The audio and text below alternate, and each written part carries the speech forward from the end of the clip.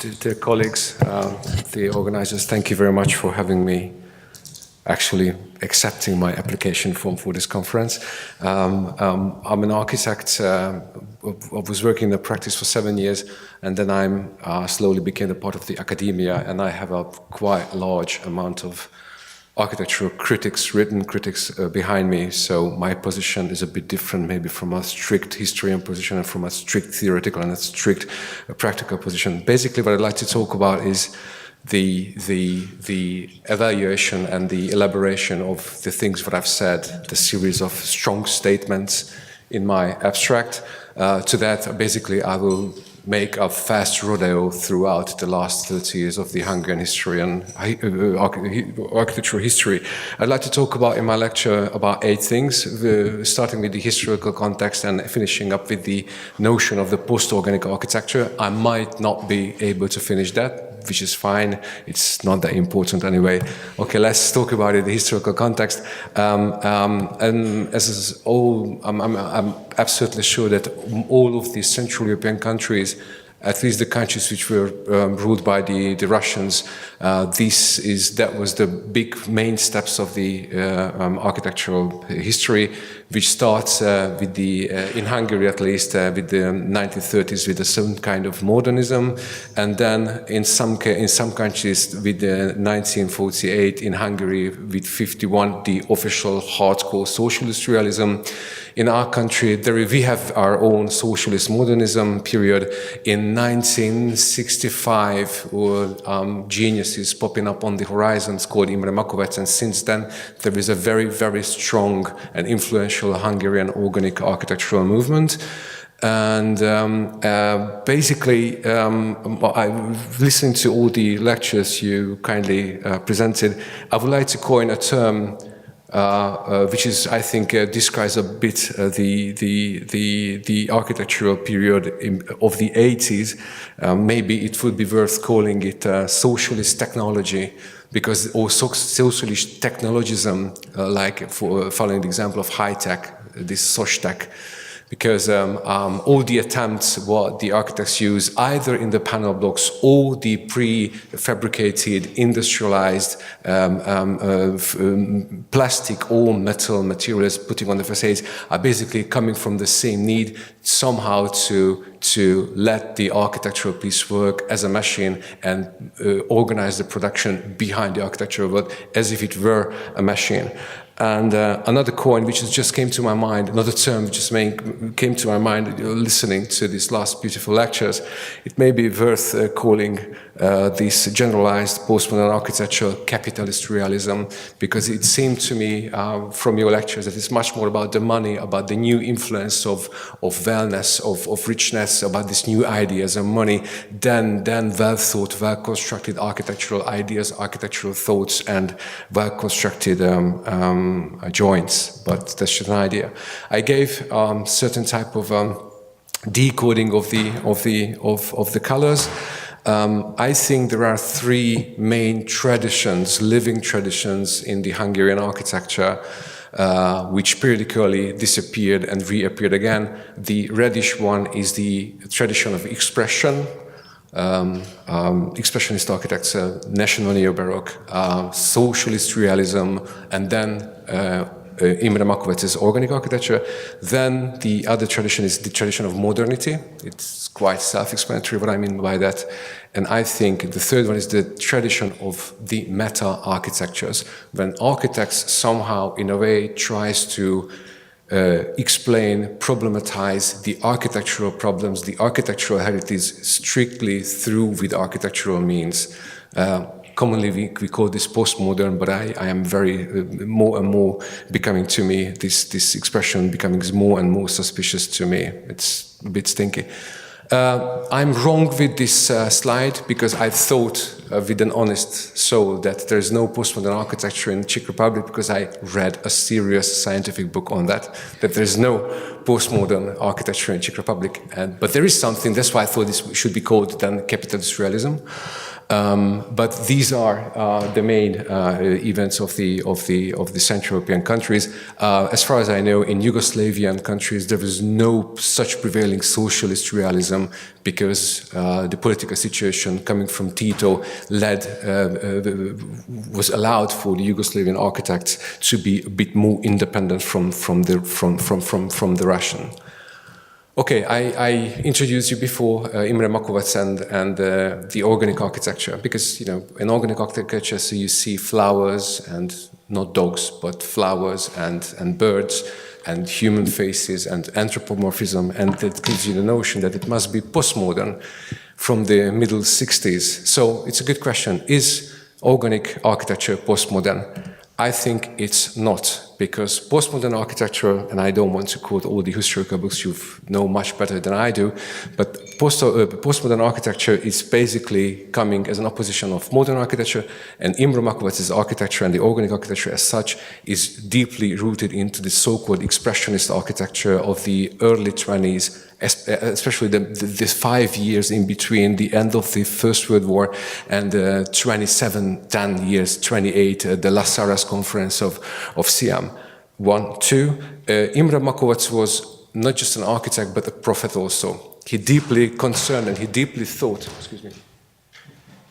that he is the type of visionary man who sees the problems of the society. He sees all the challenges where humankind has got to be faced of. This is a position which is not alien from the intellectuals of the Central European countries, but basically writers and poets are taking up this role. But Imre Makovecz, as an architect, was deeply believed that what he knows as a problem is a problem for everyone. We see some types of architecture like that. Le Corbusier was one of them. Frank Lloyd Wright definitely was another type from America. So Makovecz Imre was that he tried to somehow to give a type of salvation throughout his architecture to the people. And secondly, as you see in this beautiful image, he did extensive experiments on the human body, on the human scale, and he was deeply concerned that there is an aura around the human body, and he tried to somehow, with experiments, to detect, in a way, this type of aura. So they made Edvard Muybridge type serial photographs on the human movement, how you behave on a flat land, how you behave on a steep slope, how you behave when you see this way, that way, what are the gestures of your own body. And these sets of photographs then became diagrams, the diagrams became then drawings, then the drawings became plans, and then the plans became a special spatial structure, which is nothing else but the auratic enlargement of the humans, the figure of the human body. So it is by far not critical, I mean it's critical towards something else, but far not that cynical as the postmodern architecture is. And he also organizes his architecture around language. This is something really untranslatable from my language, but believe me, all right, this part of the house in Hungarian is the spine. This is the eye. This is the, thank you. So each and every part of the house, the first one. First one? Mm-hmm. No. Yeah, that is. So this is the spine. This is the eyebrow. The facade is your forehead. Each and every part of the house, every structural element of the house has this very same name of our own body. The leg, this part, the body for this part of the column. Even the empty attic is hiu. In Hungarian, hiu is vanity, to be vain, something which is empty but still there. It's a beautiful notion, and Makovecz tried to understand the language and drawing houses which can be put parallel with the language which describes the human body. The very same language describes the house, so it has got to be a deeper connection with each other. Yesterday in Martina's lecture, there was we were talking about the hidden symbolism of the hidden Greek cross or Orthodox cross of one of the churches you were presented. This happens the very same in Makovecz Imre's Faluház community center in Baku. There was standing a First World War monument in front of the house, and the communists broke down the Turul. Turul is the holy eagle, basically, which led the Hungarian tribes into the country where we live now. And the communists basically just broke down the Turul from the top of this First World War monument and said, screw you, I'm going to build a huge bird into the village, and you're not going to be able to break this bird down. So it has a type of socially and emotionally driven vision behind architecture, through vision which he was believed, absolutely considered that he can change people's lives and the Hungarians' lives as such, and we're going to have a beautiful future and present. So, okay, that's fine. Okay, let's assume that I'm right. Maybe I'm wrong. But still, why does Makovecz seem to be postmodern when he's not? That's why. Because when postmodern architecture and the greatest example of this postmodern farce and sometimes intelligent kitsch was well known in Hungary, the Hungarian architects, the serious architects said, uh-oh, look, there's a swan, animal, bird, postmodern, that has got to be postmodern. So it was very easy on a formal, superficial level, on the kitschiness, it was very easy to force Makovecz Imre into a box. And that's the reason why, through his whole life, Makovecz Imre was absolutely outrageous when he heard that someone calls him postmodern. This misinterpretation, misconcept was of course, with some formal similarities, even strengthened. There's a myth or a story that Frank Gehry and Makovecz Imre was meeting each other at the 1991 Biennale in Venice, because Makovecz Imre, they hugged each other and they expressed the love for each other, because Imre Makovecz thought that the fish what Frank Gehry drew is the same animal thing what he drew, and Frank Gehry thought that what Imre Makovecz does with this animalistic architecture has got the same sources, same private mythology as he found out with his own Orthodox Jewish background. So therefore, when basically Frank Gehry came to Hungary 12 years ago, it was absolutely secretly came to the country. He was not at all interested in any type of architecture, but he was very curious to visit personally the houses of Imre Makovecz. And then he went to the office of Imre Makovecz, where the two old men came together and hugged each other. It's so beautiful that it's really unbelievable, but that's happened. Nobody knew that Frank Gehry is in the country. It was a smaller scandal that it was basically they kept hidden that this guy is in the country. Okay. So we've got a seemingly postmodern architect who's not, and there are some other guys who are postmoderns, but they don't even realize that they are postmoderns.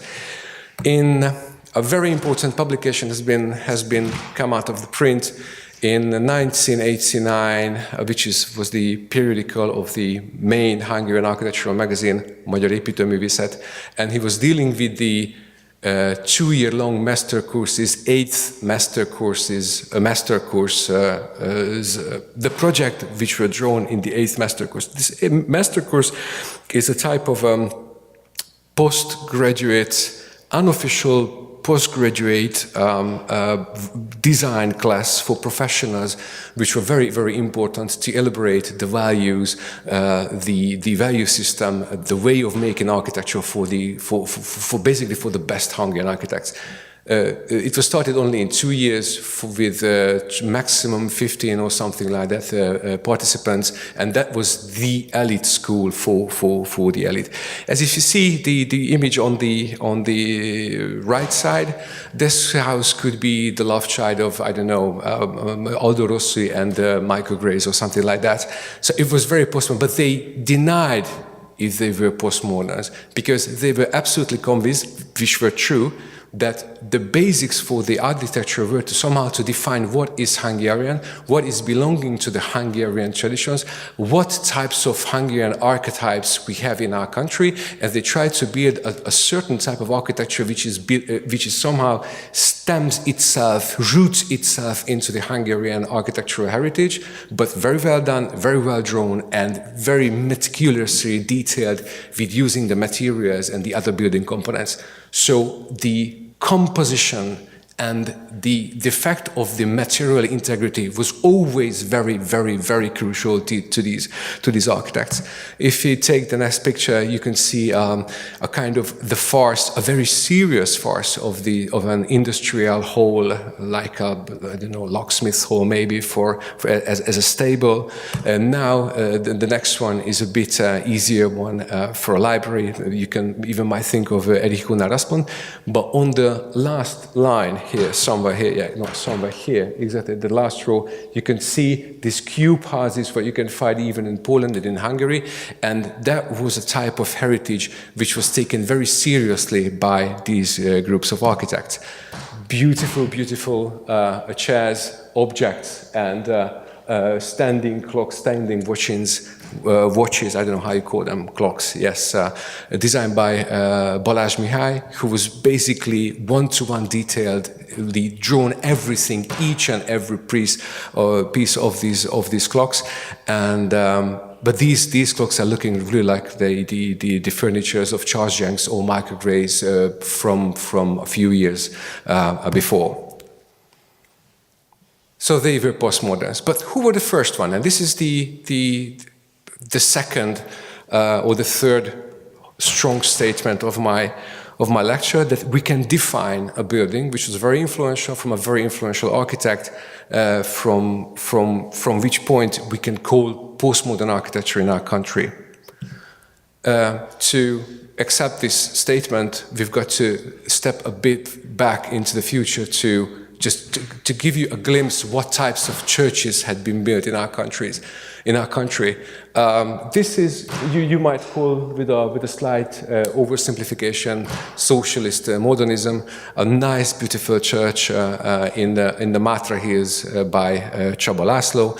From 10 years later, 1976, a beautiful, beautiful image which tells you quite a lot about what is the real cultural background and what are the need of the architect, the Nemes Hetés Roman Catholic Church. This Nemes Hetés Roman Catholic Church, I hope I'm not wrong, but it's dealing with the Trident Zsinat.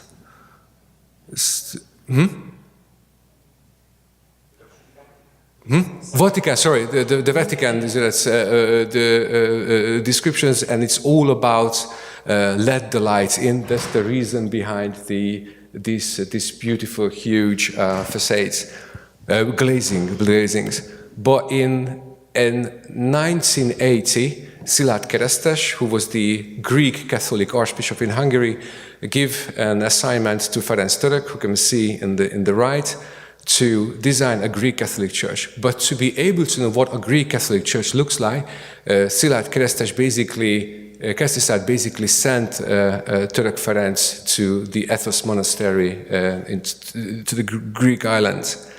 And that was, I think, knowing Török Ferenc, that was the time of his life.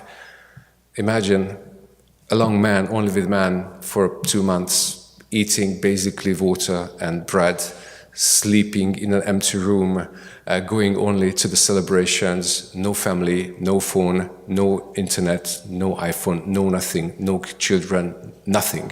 There's a huge impact on his career, and he basically observes next image, that for him, this whole ethos composition is looking like, he's absolutely mesmerized by the fact how the natural rock is gradually becoming an artificial wall, and on the top of this artificial wall, as if the birds are making their nest on the top of the trees, a nest-like quality is appearing, which are the actual wood structure of the monastery. And when he comes home, he starts designing the Edelény Greek Catholic Church. Edelény is the northern part of Hungary, very, very poor region, very close to the Slovakian border, and as far as I know, huge sociological problems with segregation with the Roma habitants. But Török Ferenc, interestingly, he doesn't use the octagon, he uses sexagon. Sexagon? Hexagon. I mean, only six shapes, six, yeah, that one. And sexagon is a good name, by the way. and we don't know why. We don't know why. It does not have 8 sides, and using a beautiful stone wall, which in quality, by quality I mean its meaning is absolutely different from the Vitruvian values of the material. Here Török Ferenc doesn't use the material as such to prevent the building, to give the building venustas and utilitas or whatever. It has a very strong communicative reason, and basically that stone wall, almost stone by stone, was designed by another young Hungarian architect called Nagy Gábor. And that is the house, this is the first house which are in a very deep level, very meticulously, very carefully showing a huge emphasis and devotion towards the historical traditions of making architecture and designing architecture, was basically the first starting point of the postmodern architecture in Hungary. This is how the church looks like. That seemed to be very influential because Török Ferenc and his disciples and the disciples of his disciples created an interestingly interlocked chains of beautifully designed, maybe they are a bit dusty, maybe they are overdrawn, seemingly overdone, but still very carefully designed buildings, and they were all churches, which led to a very interesting series of form problems. His disciple is called Mihály Balázs, and together with Mihály Balázs, he designed the church for the Hungarian state. This is a very, very small church at close to the bank of the Danube that was meant to be the kind of, not ecumenic, but a church for the case of the Hungarian exposition, which we planned to 1992, 1996, but we said, okay, no, we don't have the money for this exposition. Many, not slight, very strong allusions toward the Pantheon, strong allusions toward the basic elements of architecture, taken very, very, very seriously. There's no cynicism here at all. Balázs Mihály alone designed another Greek Catholic church in 1991 that was designed by him alone, which you can see, in which you can see a slight references to Aldo Rossi, but he needs these octagon shape to emphasize the basic element of the Greek Catholic churches, which are very, very, very part of a very strong, strong tradition. His disciple was Fejérdi Péter, together with Balázs Mihály, who is disciple of Török Ferenc. This is like a grandfather, father, and son. They designed together the Sopron Szent Imre Roman Catholic Church. If I hate this live gifting, but I'm step a little bit back, I'm so sorry. If you see the problem of the tower, the problem is how you manage the curved form, the curvilinear form, the round shape form into an angular form at the top of the tower. Here is the very same problem that they're dealing with in Sopron. Here, the elliptic form. The question is how the elliptic form is moving on to an angular form, where the angular form here is a gable roof taken from the Hungarian peasant houses. And then a few years later, in 2000, Fejérdi Péter again designs a temple, a Greek Catholic church, extensively using, of course, the brick. Now I'm not able to explain why the brick is really, really important. It has a very, very strong mythology why everyone is almost exclusively using brick. In much less percentage, maybe wood and stone, but brick is becoming very important because brick is a very good tool in general to express your ability to be able to draw a good joint and your ability to somehow to stand against the oppressive industrialized building method which is coming from the industrialized panel building system. So brick is also symbolic, but again, not a cynical way. But what is more important for us that Fejérdi Péter now alone, he designs a church, and this church basically is dealing with the very same formal problem, namely, again, above the elliptical form, how you put an angular roof shape on the top of an elliptic form. And if we step forward 16 years,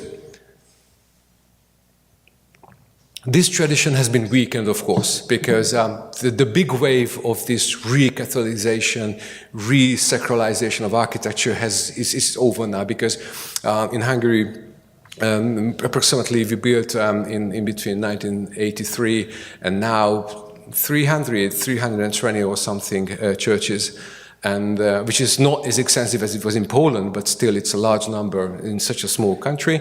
But even now you can see this concentrated effort to somehow dealing with the archetype, which archetype is coming from the Hungarian peasant past, and using the brick as a kind of showing your ability to deal with the form and deal with the materials. If we and that gives a notion on why it's worth in Hungary use another term for the current architecture. I've got 5 more minutes, I know. 10, well, even better, thank you very much. Neo-vernacular architecture, because if you deal with so much of the built past and you concentrate so much on the peasant architecture, which of course was not peasant, because it was done at the end of the 19th century, the long gable house with beautiful simple forms, which you can find all over in Europe, almost all over in yes, not just Central Europe, but even in Portugal. Sooner or later, you will start repeating it. And this is the postmodern element of the Hungarian architecture, that they were not concentrating on the Greek order, on the Greek columns, on the I don't know how you put different putos and atlases and caryatids on the facade, but concentrating on the actual existing built heritage and the norm system, what you can gain from learning this built heritage. Sooner or later, we will do a nice proper barn. Sooner or later, because it's you're dealing with the ones you will say, okay, fuck it, let's do a real barn for the Franciscaners. This is what's happening. I love this building very much. That I just wanted to loosen up with this thing. That house was winning a very serious prize in the competition of the built religious architecture in 2006. 2008, Sajtos Gábor, very talented young architect, also the disciples of working together with Péter Férdi, coming from the very same architectural nest as all the architects are coming from. I've shown you before, makes basically a Franciscan farm and chapel, and his biggest problem is, which I adore, I must say, how to put these two houses within composition with this existing beautiful oak tree, and open the altar and open the interior space towards the oak tree. It's a beautiful composition was brought together, but this is the starting point, the so-called neo-vernacular architecture, which is quite popular, I think, all over in Europe, using these little wood things and repeating the archetypal form in the style of minimalism. But how should they call themselves? Because they don't say that no, we are not postmoderns. Imre is postmodern. No, we are not postmodern. We are dealing with the Hungarian architectural heritage, that's fine, but we are not postmoderns. All right, how should we call themselves? And it was very interesting. In the Hungarian newspaper, since the middle 80s, there were publications on the Kenneth Framptonian regionalism and critical regionalism, but that didn't have too much effect on the actual course and discourses on the Hungarian architecture, because basically Hungarians don't really read newspapers and don't really need, it was, okay, something happened. But in 2001, they published 2 books. There you go. Not the books, these are also beautiful churches. They published 2 books, and in these 2 books, 2 versions of the Frampton text is published. One, the architecture of the resistance, the 6 points of the resistance, and the other one is the historic book of critical regionalism. And in 2002, Súlyog Miklós, curator, takes a bunch of buildings to the Venice Biennale, and he starts calling these types of architecture critical regionalist, which is a huge misunderstanding.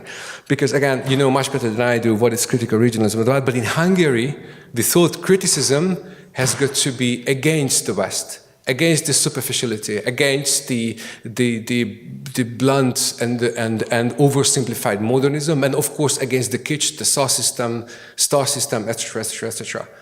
And suddenly these architects, who were basically before a bit, not fighting, but they had problems how they should call themselves, started calling themselves regionalists from now on, which was basically based on the appropriation of the theories of Frampton, and based on also a misinterpretation and a misunderstanding of what Kenneth Frampton said.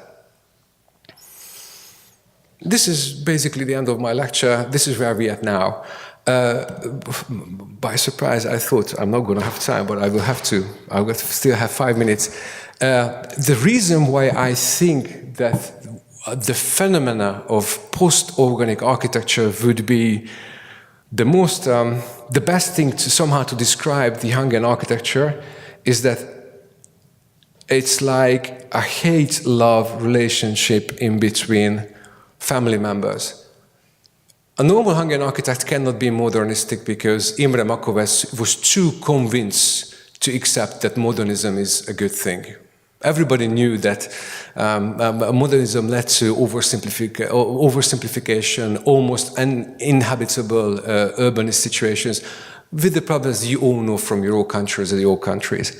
And another thing is, but what is important that, and I must be, because I'm a Hungarian and I live with them, I must be very indulgent with the fact that almost each and every Hungarian architect, after a while, tries to answer the question, what Hungarian architecture is. From a Western point of view, it's automatically organic. But it's not that simple now to call organic architecture in the way as Makovecz did it, because he was too charismatic and too genius to be followed, and not that simple to call many of his disciples who are doing beautifully drawn houses counter-organic. And it seems to me that post-organic architecture is a nice term. I drew this diagram, which I don't even understand in Hungarian, but try to explain. If you think that there is time and there is place, of course, nice duality, but there are houses, if you look at those houses, you feel that there are some houses which you feel that they could have been at any time, right? And you feel that they're so beautiful and so intensive in their place that even they could be anywhere. And I think spontaneous architecture and vernacular architecture is something like this. A real spontaneous architecture, the real spontaneous beauty of a house, the spontaneity is given by the notion that you feel that it can be in my home, even in my home, in my country, because it's so timeless in a way. And of course, you feel that it is timeless. It means that it's not attached to a certain time. And on the contrary, there are houses through which you can say that, oh, this is typical 90s, this is typical 80s. Oh, I remember that was the type of, I don't know, Budapest outskirt bank architecture or luxury car trading architecture from the early 2000s. I'm sure that you have the same sense in your countries. And I think, for instance, minimalism, which I adore very much, it is so about a certain type of aesthetics that it doesn't want to be somewhere. It can be anywhere, basically. You can build a nice minimalistic box in a forest and also in the desert, the way they do, actually, if you think about Barclay and Cruz architecture. And the regionalism, which is sometimes revealed by a certain style, as it happens in this Hungarian example. But in that case, beyond this stylistic veil of this Aldo Rossian archetype done by András Krizsám, somehow is still reflecting a specific space. It belongs to somewhere, which is Balatonfelvidék. It's a horrible thing. But I'm absolutely vaguely feel these categories, and it's not mathematics, not the God's number that 20 is the movements of the Rubik's Cube. But somehow I think that with this problem, which type of architecture belong to a certain place or a certain type, because that gives you 4 variations. Somehow maybe organic, the title of post-organic architecture would be a nice thing to describe it. Thank you very much for your kind attention.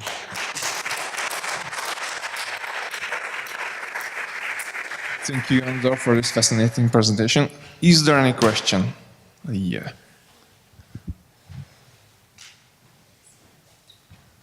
Please. Thank you for the lecture. I actually don't have questions. I have 2 comments. Yep. So the first comment is that there is a book called Capitalism Realism. It's about the architecture of Moscow of the 90s. So I just want to tell you that so that you can take a look at it. But the real comment I have is about the brick, because you were asking about why the churches are built of brick. I might have an answer to this, because I was also interested why the Polish churches were built from brick. And I got an answer from the priests and from the architects, which were strongly Catholic. There is actually an ideology behind it, that the brick is a materialization of human labor. So they were seeing the prefabricated Soviet architecture as something created by evil, which is the machine, and the brick was for them an important thing because it was actually made by humans, which had both the practical element that you could actually make it on site. Or bring it from somewhere very close, but it also had this ideological thing about individuality, about a human being, about like a materialization of labor into this very small element. So maybe it's different there, but maybe it actually works also. Yeah, absolutely right. We have this concept also on brick. I just didn't want to use the time to explain it because I do not know how far I'm going to get to. In Hungary, there's another thing, which is the Fritz Högerian, the designer of the Hamburger and Chili House. And Fritz Höger wrote an article in 1933 or something in Tér Forma, Space and Form, and he said brick is the material which is taken from the earth by the power of the human hand, burned with fire. Earth, human hand, fire. And that gives a kind of mythological connection with the earth, where the house stands. So in Hungary, this notion is added to the sets of notion, the feeling that if you are able to, we call it vetni, to make brick from the foundational soil, what you dig out from the soil, then you are the one. In the houses, this is a myth now because we don't have this good quality earth soil everywhere in the country. But in Szombathely, I think Szombathely Eklerd as a university campus, he managed to do this. And then, of course, fashion came. And I told you before, this elite school. After a time, using brick was a sign of belonging to the elite. It was like, I am good architect. Look, I am able to design with brick. Yes, but thank you very much. It was the very same in Hungary too, please. It's also a comment. Just going back to the capitalist realism, I love this word. I think it's a good description for many of the phenomena of our times. And I know where it comes from. It comes actually from the painter Gerhard Richter, and he emigrated from Eastern Germany to Western Germany, and when he started painting realistic in the early 60s, I think in 1964 he called his work capitalist realism. So as a testament to the good idea of this word, people have been using it since the 1960s, and I think it's very clever. And I think the fact that Gerhard Richter came up with it is only also a proof of how good it is. Thank you very much. Absolutely, thank you. In our country, this kind of postmodern We call it Szociál in Hungarian, it's the short. Socialist modernism is not that accepted as I see amongst the theoreticians of the other Eastern European countries. And I thought that I like this word very much, and if there's a sociomodern, what if there is a soc-technologism and soc-capitalism, so capitalist realism? That was just playing with the words, but using the postmodern to everything which is ugly is somehow a bit stinky to me. So I like to be more accurate with the terms. That's why and of course it's my thing. I mean, you know, if I'm wrong, no one gets hurt. I'm just wrong. But my thing is I really enjoy playing with words and trying to find terminologies which are, I think, or we might think it's better to describe a certain thing that's happening in architecture. But thank you very much, really. Hey. Hey. Yo, brother. So thank you very much for this very thoughtful presentation, which I was expecting to not to agree with you, and I'm really happy that it happened. So there are so many things I don't agree with in this presentation, and one is your definition of postmodernism.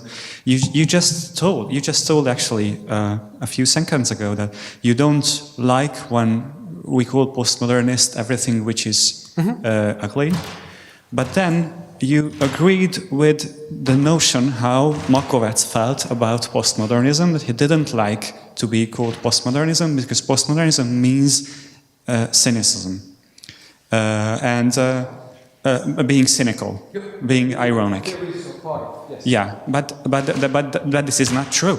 But this is simply not true. I mean, that's how they felt about this term, probably in the 80s in Hungary. But we know now that this is not true. And actually, yesterday it came up, I think, in Florian Urban's lecture or after in the discussion, that yes, this regional kind of postmodernism is distinctive partly because it's serious. It's not humorous. They took it absolutely seriously, and it's still postmodernism. So I know and I understand that Makovecz was a super serious guy, and all this, and Ferenc Török was also very serious, but the term remains valid. I think cynicism is just one part of the postmodern. What I like calling postmodern is whatever, to me, if it's cynical or not, it's basically, it's not the prior question, is when you use architecture, you use the process, the production, the design, the materials in a way that you are able to form through your building, defining secretly your building as a medium through which an extra knowledge is brought to architecture. And I think when this classicism, or this is a personal definition to me of postmodern, because otherwise I am getting lost with the forms. If postmodern is a Váci Street is a main street in Budapest, which is basically the cradle of the Zeus buildings of the previous presentation. If Váci út can be handled with a single term postmodern, and Török Ferenc Edelény is also postmodern, then it's too wide, it's not good. We've got to make some kind of distinction. This is what I'm trying to do. Because the knowledge, which is, don't misunderstand me, very important to know on a historiographical level, that what types of building we have in our own countries, everywhere. It's very important to know. It's very important to write very serious PhDs about it. What happened? Who did it? Why did it? When did it? So I'm not disqualifying a thing, but now I just could repeat myself. As I just called it meta-architecture. When architecture Heistezár says that the architecture, the quiet, serious language of architecture, az építészet lassú, nyugodt nyelve, through which language you force architecture to somehow to generate some type of knowledge. Even you had written this one, that to you architecture is a form of knowledge. Yeah. That's why I'm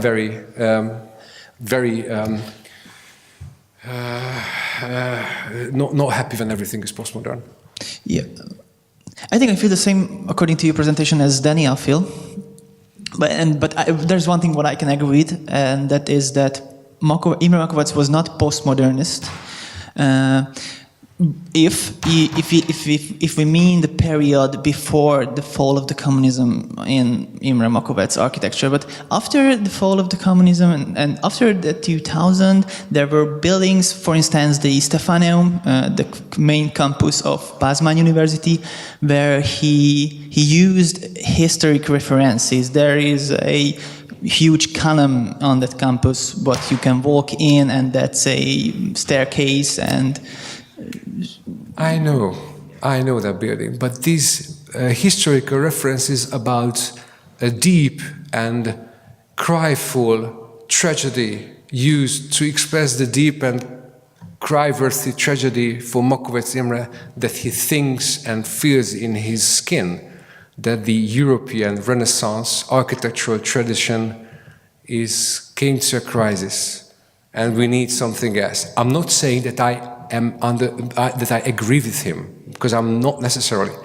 But again, it's worth reading Charles Moore's text was published in 1979 in one of the postmodern publications, and he says, if I remember, there were the Greeks. The Greeks had columns, right? So Piazza d'Italia, we did some columns, and we could spare some money. So we did a campanile, so it was good. I laugh about very much, but you never hear Makovecz Imre talking on his ideas like this. Maybe it's ridiculous to you. Maybe I personally cannot follow him, because to me this kind of transcendent mysticism is too much.